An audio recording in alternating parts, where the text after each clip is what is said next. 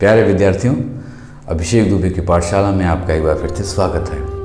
आज हम class 10th की हिस्ट्री का चैप्टर नंबर 2 पढ़ने जा रहे हैं। नेशनलिज्म इन इंडिया, अर्थात कि भारत में राष्ट्रवाद, राष्ट्रीयता क्या होती है। आइए इस चैप्टर को हम शुरू करते हैं एक फिगर से जो आपके सामने इस समय आ रहा है। देखिए, एक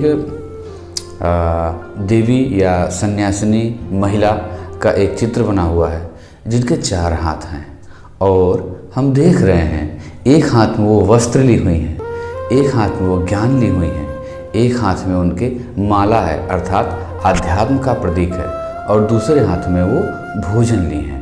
इससे जो पेंटर है वो क्या दर्शाना चाहता है? वो दर्शाना चाहता है कि देखिए, ये जो महिला है, ये जो माता का स्वरूप बनाया है हमने, वो लोगों का पालन पोषण भी कर रही हैं, लोगों को ज्ञान भी दे रही हैं, लोगों को वस्त्र भी दे रही हैं और सुख शांति के लिए आध्यात्म का रास्ता भी दिखा रही हैं। तो अब सवाल यह है कि इस फिगर का, इस चित्र का हमारे इस चैप्टर से क्या लेना देना। दोस्तों, ये भारत माता का चित्र है और इसे बंकिम चंद्र चट्टोपाध्याय जी ने बनाया था। आप कहीं कहीं चटर्जी पाएंगे, कहीं कहीं चट्टोपाध्याय पाएंगे, दोनों एक ही होता है। चटर्जी लोग जब किसी विशेष क्षेत्र में कुछ बड़ा कर लेते हैं तो वो चट्टोपाध्याय लिखने लगते हैं। खैर, बाद में जो हमारे रविन्द्रनाथ टैगोर जी थे, उन्हीं के भाई अवनींद्रनाथ टैगोर जी ने इसको पेंट किया। इसमें माता जी को एक सन्यासिनी के रूप में दिखाया गया है। वो शांत हैं, वो कपड़े दे रही हैं, वो आध्यात्म की तरफ ले जा रही हैं, वो भोजन की व्यवस्था कर रही हैं हम सभी के, और वो ज्ञान भी दे रही हैं। लेकिन सवाल फिर वहीं का वहीं है कि आखिर में क्या मतलब है इस फिगर का इस चैप्टर से।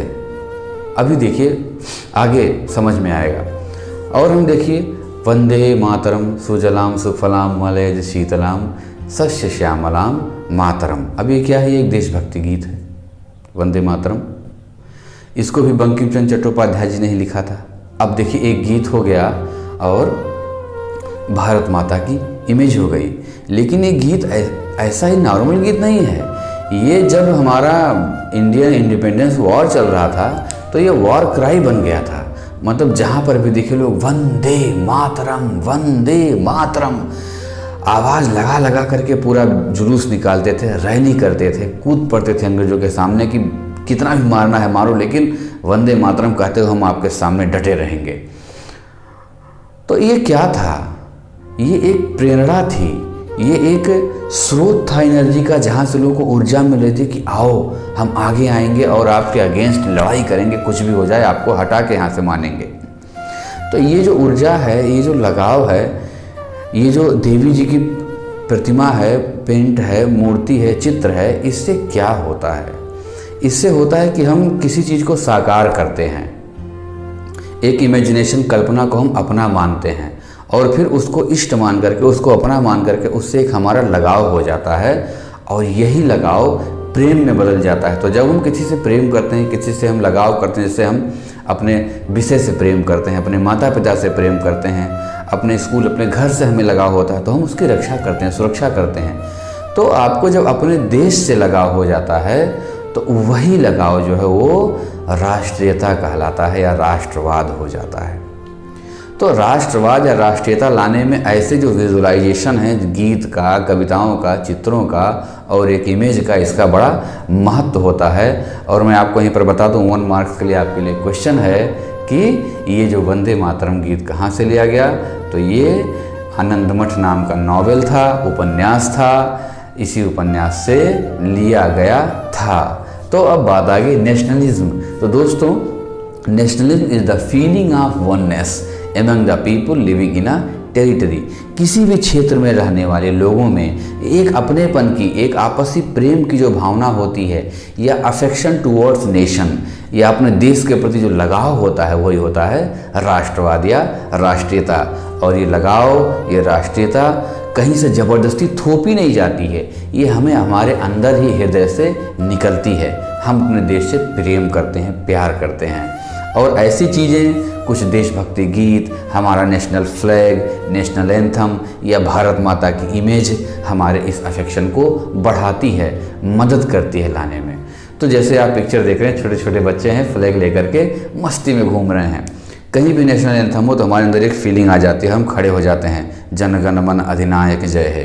तो कुल मिला के कि यही राष्ट्रीयता है, यही राष्ट्रवाद है कि हम अपने देश के प्रति जो हमारा प्रेम है, जो लगाव है, या जो एकता की भावना है, यही होती है राष्ट्रवाद या राष्ट्रीयता।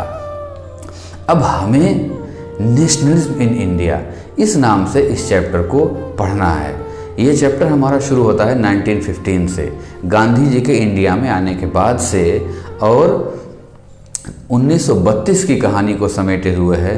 और ये हमें दिखाएगा किस तरीके से, किन किन घटनाओं से क्रमिक रूप से भारत में राष्ट्रवाद का जन्म या उदय या विकास होता है, अर्थात क्या होता है और कैसे समाज के सभी लोग, छोटे बड़े, अमीर गरीब, ऊंची जात नीची जात, महिला पुरुष, धर्म जाति को छोड़ करके किस तरीके से वो देश के प्रति अपना सब कुछ न्यौछावर करने के लिए तैयार हो जाते हैं। वो क्या क्या घटनाएं थीं, वो कौन कौन लोग थे जिससे राष्ट्रीयता की भावना हमारे देश में फैलती है। तो ये हमारा इंट्रोडक्टरी चैप्टर था। नेक्स्ट पार्ट इसका आएगा और इसमें हम सत्याग्रह शुरू करेंगे कि सत्याग्रह होता क्या है और गांधी जी का सत्याग्रह था क्या था और सत्याग्रह के क्या क्या मेथड थे। तब तक पढ़ते रहिए, जल्दी ही मिलते हैं इसके नेक्स्ट पार्ट में।